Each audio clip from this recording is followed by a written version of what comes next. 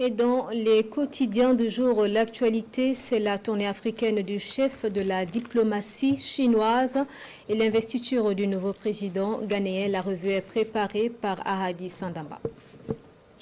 Image à l'appui, Sidouaya affiche à sa une, le capitaine Ibrahim Traoré félicite le nouveau président ghanéen. Le président du Faso a assisté hier mardi aux côtés de ses pairs africains à l'investiture de John Dramani Mahama, le nouveau président de la République du Ghana, à Black Star Square, place de l'Indépendance, rapporte le journal de tous les Burkinabés.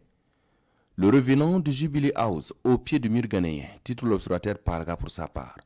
Arrivé en tête de l'élection présidentielle du 7 décembre dernier par le score de 56,55%, John Dramani Mahama était nouveau, mais un peu ancien, puisqu'il a déjà occupé cette fonction entre 2012 et 2017 avant d'être battu par celui qu'il vient de remplacer. Un retour gagnant pour lui, une nouvelle alternance pour le Ghana qui s'affirme encore un peu plus comme un des bons élèves de la démocratie sur le continent, commente le doyen des quotidiens burkinabés. AES CEDEAO, John Dramani Mahama, le réunificateur, s'interroge l'Express du Faso. Autant le dire, Ibrahim Traoré du Burkina, le représentant de l'AES, était présent aux côtés de Bola Ahmed Tinubu du Nigeria, invité d'honneur de cette investiture, Bassirou Diomaye Faye du Sénégal et Faure Gnassingbé du Togo, facilitateur chargé de ramener les trois militaires dans la maison CEDEAO. Comme quoi, tout ce qui nous divise dans la sous-région peut bien nous rassembler.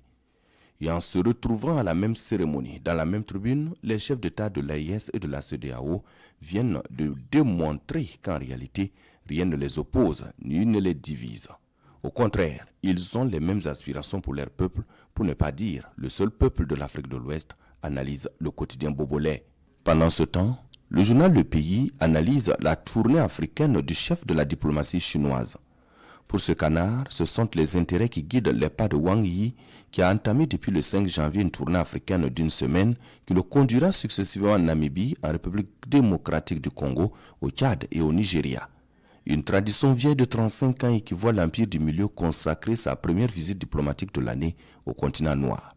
Il appartient alors à l'Afrique de savoir tirer le meilleur profit, surtout l'expérience de la Chine qui, en moins d'un siècle, a su se hisser au rang des grandes puissances économiques du monde pour prétendre aujourd'hui à la première place alors que pas plus tard qu'au milieu du XXe siècle, elle était encore un pays quasiment isolé dont l'économie était classée parmi celles des pays en voie de développement, commente le quotidien des 1200 logements.